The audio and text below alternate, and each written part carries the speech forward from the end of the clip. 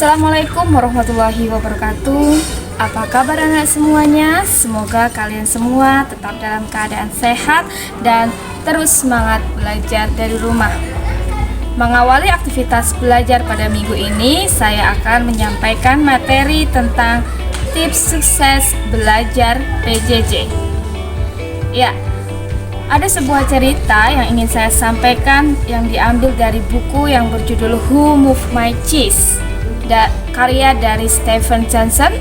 Buku ini menceritakan tentang 2 ekor tikus dan 2 kurcaci. Tikus tersebut bernama Sniff dan Scurry, sedangkan kurcaci tersebut bernama How dan Ham. Mereka hidup pada suatu labirin yang penuh dengan keju. Ya, sehingga mereka tidak pernah kekurangan makanan. Namun demikian, pada suatu hari keju mereka habis. Mereka sangat sedih, terutama adalah kurcaci-kurcaci tersebut. Kemudian, Sniff dan Scurry saat kehabisan keju, dia langsung mencari keju di tempat yang lain. Namun berbeda halnya dengan How dan Ham yang masih terlena dengan keasikan pada kehidupan sebelumnya dengan banyaknya keju yang berlimpah tanpa melakukan suatu usaha apapun. Nah, suatu ketika How merasa bahwa dia harus melakukan suatu usaha agar ia mendapatkan keju kembali. Namun, ia mengajak Ham dan ternyata Ham tidak mau. Ham masih berada dalam kesenangan pada kehidupan sebelumnya meskipun saat ini tidak tersedia keju yang dapat ia makan. Akhirnya How pergi sendiri mencari keju ke stasiun yang lain dan akhirnya ia mendapatkan keju meskipun dalam jumlah yang sedikit.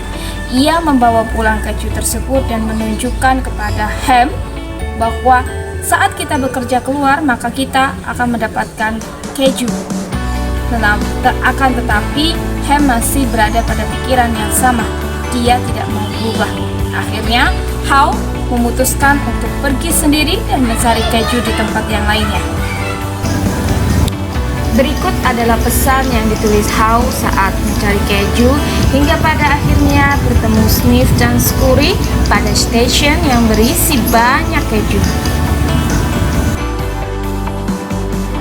My Cheese ini satu hal yang kita pelajari bahwa penting bagi kita untuk segera beradaptasi pada situasi yang baru.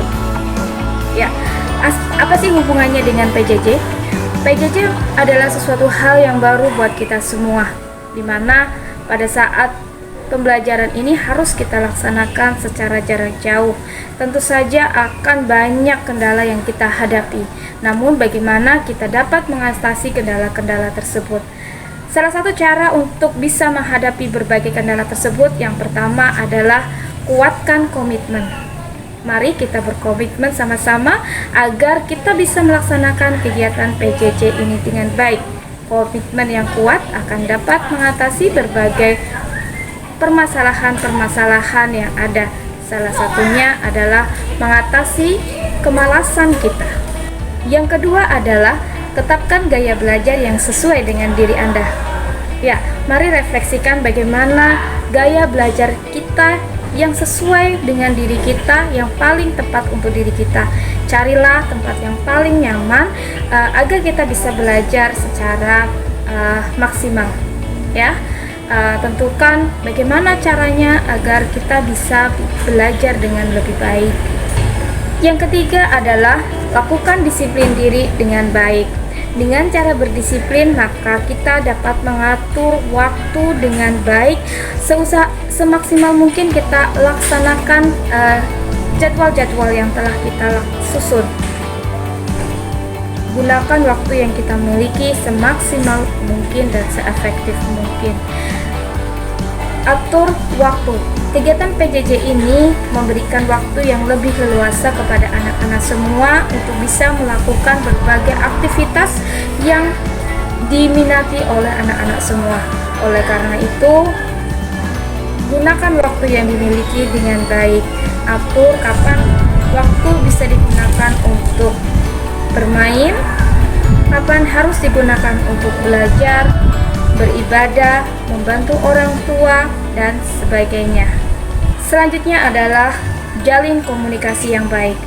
Mari kita jalin komunikasi yang baik antara peserta didik dengan Bapak Ibu guru mata pelajaran, dengan Bapak Ibu wali kelas, dan juga dengan orang tua.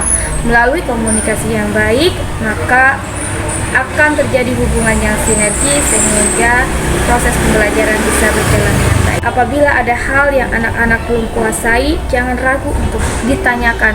Manfaatkan sesi video conference yang dilaksanakan untuk bertanya dan pastikan anak-anak dapat memahami semua materinya dengan baik.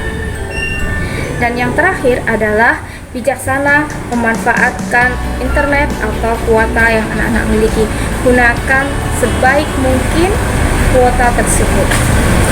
Belajar dari how dan hem, mari kita ambil langkah secepatnya agar kita segera dapat beradaptasi dengan situasi saat seperti ini, meningkatkan kemandirian belajar kita dan meningkatkan ketahanan diri kita untuk segera beradaptasi, menyesuaikan diri dan tetap terus berkarya meskipun pada situasi pandemi seperti saat ini.